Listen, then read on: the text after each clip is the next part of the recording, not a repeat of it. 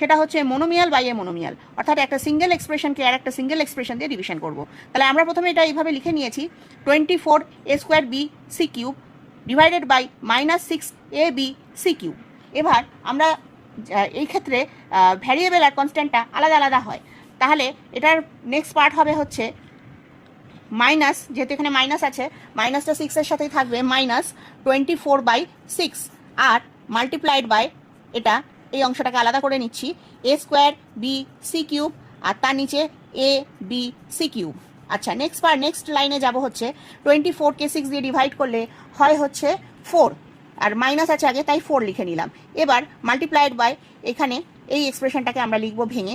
এবার ভ্যারিয়েবলকে ভ্যারিয়েবল দিয়ে যখন ডিভিশন করা হয় তখন এই মাথার পাওয়ারগুলো কিন্তু মাইনাস হয়ে যায়, অর্থাৎ a² ডিভাইডেড বাই a⁴ অর্থাৎ এখানে আমরা এইভাবে লিখব a2 - 1 a2 - 1 multiply by b, এখানে b আছে, b এর মাথায় 1, এখানেও b এর মাথায় 1 অর্থাৎ 1 - 1 মাল্টিপ্লাইড বাই c, এখানে কিউব আছে আর এখানে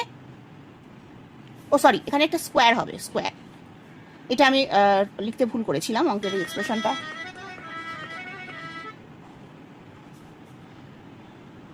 এটা স্কোয়ার হবে, আমি সরি, এটা স্কোয়ার হবে।